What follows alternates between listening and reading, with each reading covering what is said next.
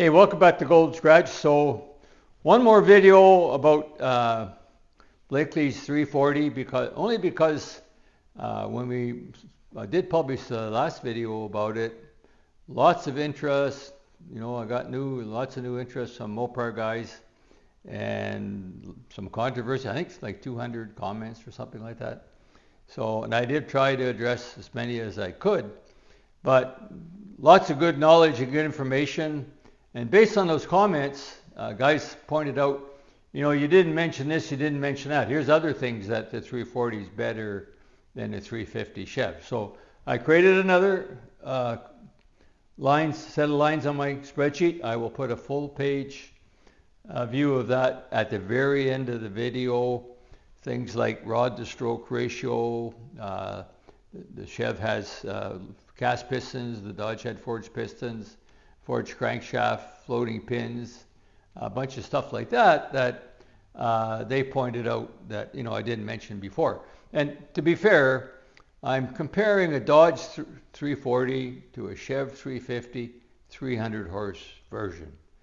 If you compare it to the 350 Z28 engine in 1970, it had all that. Plus it had 4-bolt mains, floating pins, forged crank, forged rods. Well, they're all forged rods, forged pistons, etc. So anyway, lots of interest. Now, if you are already a Dodge guy, you're going to enjoy the next couple of clips at my expense. You're going to have a good laugh because, as I mentioned before, experience is expensive.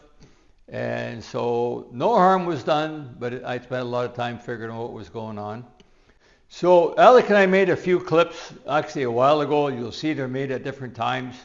We always have that trade-off here, getting work done versus making videos, and so we're trying to do both. So we put those two clips together.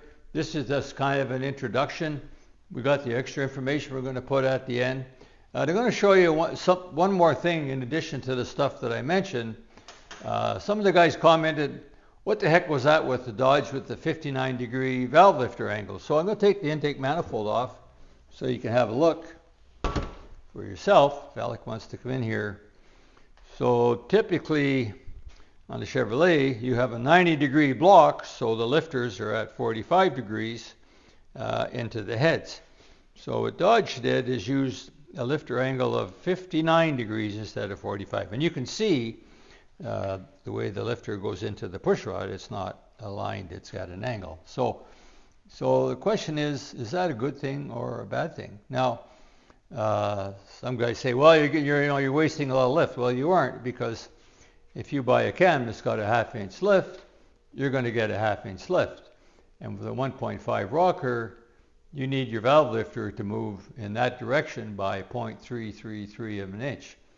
If it's not pointing in a straight line, then there's two components of that motion. There's a vertical and a horizontal motion. So the lifter actually has to travel more than 0.333 in order to achieve that. Is that good or bad? Well, if that's true, that should make it, in my view, easier on the pressure between the lifter and the lobe of the camshaft. So we are ready to go. I just mentioned, you'll see in the videos, we're just waiting on a few accessories, and the next video we'll have this engine running on the test stand. So the other thing is, I mentioned, and we talked about that, I ran into some trouble with installing these guys, and they're back off now.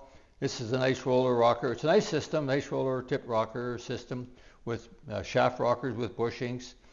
But they're 1.6, so we're not going to use 1.6 for startup. We will put these on after we get the engine broke in. So hope you find the next couple clips interesting. At the end, we'll have the additional information, and we'll see you later when we get the 340 running. Thanks for watching Gold Scratch. Hey, welcome back on Blakely's 340 project. So when you heard me say, we're always learning, well, that's true for me right now, because this is the first 340 Mopar I've ever done.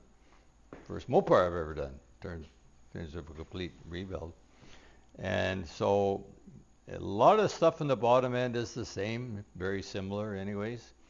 But the valve train is definitely different. So everybody knows small block Chev There's a little tower for each rocker arm. There's a stud in it. The stud centers the rocker arm over the valve, and that's pretty much it. So in the case of a 340, first of all, one of the things is the way it comes stock, the valve lifters are not really adjustable. When you bolt the rocker arm shaft down, they figure all that out for you. And if you haven't changed by decking your block, milling your heads or whatever, that should be fine. And even if you go to a different camshaft, if it has a different base circle, that can have effect on it as well. So Mike did a PRW rocker arm set. We're going to show you that. So I've been just kind of mocking it up. I'm going to start it up with the stock rocker arms anyway, because the PRW is 1.6 rockers. And as I mentioned before, you want to be as gentle on your camshaft as you can when you first start it. So you don't want to be going, putting 1.6 rockers, because they're going to put more stress on it. So I'm going to start up with the stock setup. And so I've got it kind of mocked up here. I got the stock setup on one side, and I got the PRW set up on the other side. And I got a little messed up, because when I read the instructions for the PRW set, that is the stock setup right there. And I guess, well, Alex looking at it, but I didn't realize at first, there's a left and a right of the rocker arms, and you got to get that in the right order. I think I got it now right, because I have my valves, my rocker arms centered over the valves pretty good. But I got a few more checks. This is just mocking up.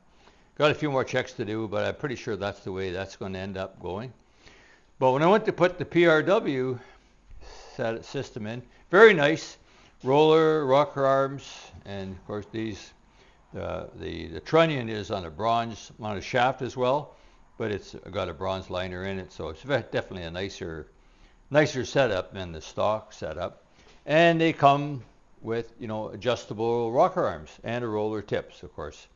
Very nice. So I got a little messed up. Instructions said to start by putting, if you notice, there's two wider hold downs, and right now I got them in the inboard side, and it said start by putting the wider hold downs at the ends, and I did what I was told.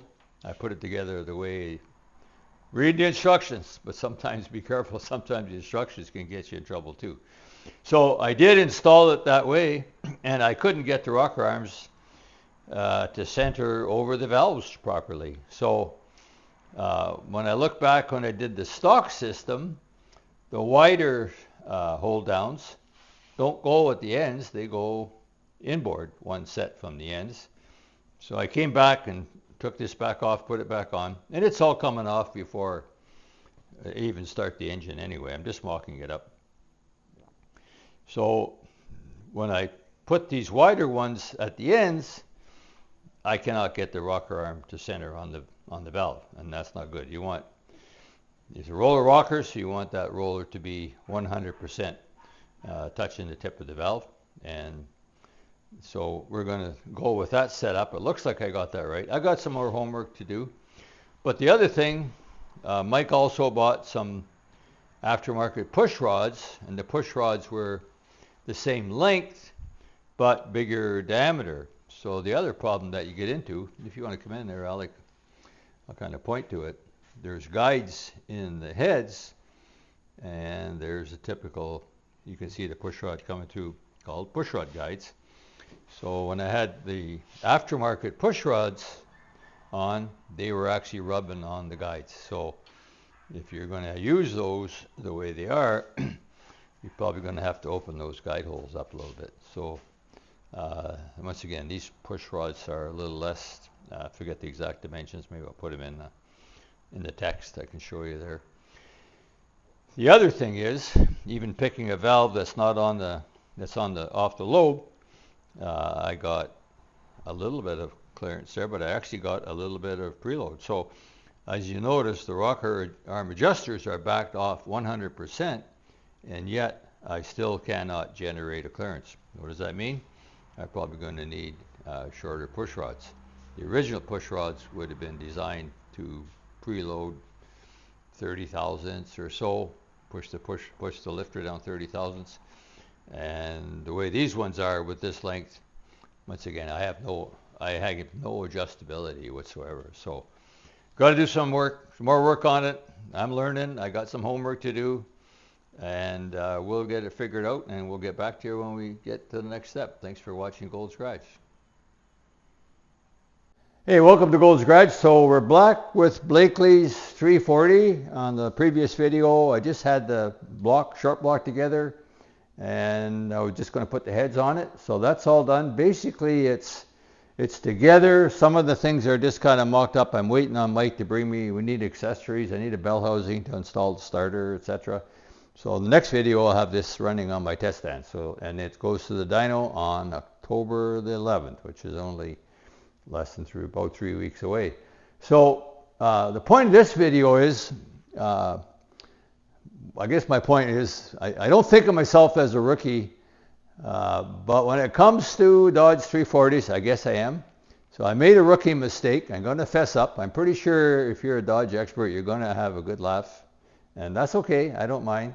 And the other thing is, experience is expensive. Now, no damage was done. And if I wouldn't have done anything and even known better, it wouldn't have mattered.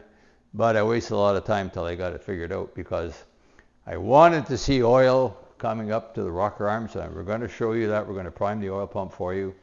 I did prime the oil pump with just a short block together. I knew I had oil pressure to the crankshaft, etc. But I wanted to get it to the top. And a small block Chev, because we're comparing them, the oil gets to the rocker arms through the holes in the push rods, right from the valve lifters, the hole in the push rod to the rocker arm. In the case of a Mopar, there's one hole on each side of the block that lines up with the hole in the head that feeds the main shaft of rocker arms, and that's how the top of the engine gets oil. And we are starting it up with the stock rocker arms, but Mike also has bought a real nice roller tip rocker assembly, and we are going to install that, but it's 1.6 rockers, and we want to be as gentle on the cam as possible, so we're starting up with 1.5. After the cam's broken in, we have to take the rockers off anyway, because we're changing all the valve springs. We're starting it up with real light valve springs, all for the purpose of giving that camshaft the best chance possible when it's born. So that's the idea. So after that video was made, I put the heads on, and just basically the way you see it now, and I went to prime it, and I couldn't get oil coming to the top of the engine. So I'm going to show you how that happens and what the end result was. So as I showed before, the way it gets primed in the Dodge, a little bit different. You have to take this intermediate gear out. So this gear is driven by the camshaft, and it drives the oil pump, and it's on the top, that groove there, the distributor goes into that groove, and that drives the distributor and the oil pump. Pretty much the same idea as a small block Chev is. So I thought that's pretty easy. So the tool for doing that is just basically a long, it's a special tool. You have to buy it this long, just a hex like an Allen wrench that fits right into the oil pump, and we can get oil pressure no problem. There you go. You can see we got 60 pounds of oil pressure, but we got no oil getting to the top of the engine. Yeah, what the heck's going on? So I wasted a lot of time trying to figure out why, and eventually it took time, and what I figured was, went back to the old camshaft and the old bearings, and I put this camshaft in a few months ago, and probably didn't take notice. There's holes in the camshaft and holes in the bearing. Now the camshaft doesn't turn, but the bearings don't turn. And this is priority main oiling, so it goes to the crankshaft first and then to the camshaft. So the bearings don't turn, but the camshaft does. And oil only gets transferred to the rocker arms through that little hole when it's lined up. So it's not easy to do that, because there's only 3 holes. There's only 2 holes in the camshaft. Yes. Okay. So for that to work, you have to have it perfectly aligned. So as you can see, I'm trying to prime it, not getting anything. Now, I'm going to turn you, if you come around there, because I'm going to turn you back on you, Alec. So I got to kind of keep trying it. No, still none. Still none. I'll get it.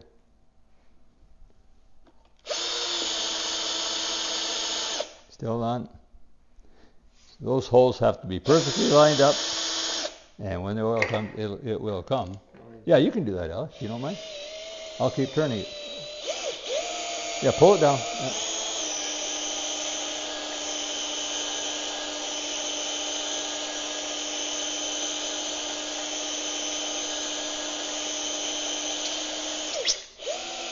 There you go. You got it. Okay, you can stop. That's my point. When those holes are lined up perfectly, you got a ton of oil coming. But if you're building your first small block Dodge like I am, and you're trying to prime it and you're not getting oil to the top, that's my tip of the day. When you get those holes lined up, you will get a ton of oil. But I wasn't getting it at first, and I wasn't lucky enough to have the holes lined up. And I finally figured it out. I'm not even going to tell you how much time it took. No harm done, because if I hadn't even tried to do that, the oil would have come when the engine started. So hope you found that a little bit interesting. And in the next video, once again, we'll have the accessories. I need a fuel pump, a few other things. I have a carburetor. I need a bell housing. I have a starter. I'll have on my test stand. We're going to fire this guy up and see how it sounds. I have headers for it, and we will be getting ready to take it to the dyno. So a couple things I'm going to point out if you're still with me. First of all, I got Trevor's t-shirt on. I mention this once in a while. I'm on Trevor Culver Motorsports race team here in Delaware, which is the biggest racetrack, fastest racetrack in Canada. It's a half-mile track, and we are leading the points. This Friday is championship night, and so we're hoping to finish it off. He won the championship last year. He won 4 races. We've been kind of struggling a little bit. We tested last night into the dark, and we're working on it, but I just wanted to mention that. We'll let you know how we make out on Friday. It's all hands on deck. We got to give it our best effort, because there's lots of guys, trying to take that championship away from Trevor. So here's the other thing. What the heck is this thing? So I'm going to, probably that's the best view of it. So if you've heard of an L88, which is kind of the sort of the premier big block in the 60s and 70s, this is an L88 on steroids. This is a 454, and I made a previous video when we received it from the customer, started to take it apart. Since then I've got it apart. So what this is, it's a crate engine from the 70s. It's a 454, 12-to-1 compression, big cam, 570 some lift, 340 degrees duration as the way they measure it. The big square port heads, all that good stuff. And if you're interested in it, there is a video on Hot Rod Magazine on the internet. You can look it up. They found one and tested it, and they made 580 horsepower. Now they use a tunnel ram manifold, but this engine makes a small block Chevy look like a tinker toy. It's got 7/16 connecting rod bolts, 1/2-inch main bearing bolts, 4-bolt mains. On a big block, I don't know if any people notice, in the small block only the 3 center mains are 4-bolt. On a big block, all 5 are 4-bolt. So this engine was designed to run, and I'm just going through. I've taken all the dimensions of it. So my customer, we already found out it's got a broken valve spring. We also he has low oil pressure and low compression, so it needs to be rebuilt. And we'll bring you all the rest of it. I've done a whole bunch of evaluation, probably more than in any other project, and we'll show you all that and come to the conclusion of what we have to do next. So hope you found that interesting. So we got lots coming up with this engine. We're going to take this engine right through the process till it's built and head into the dyno. and that one's already scheduled. Please remember to like and subscribe, and wish good luck to Trevor Culver this Friday night. Thank you for watching Gold Scratch.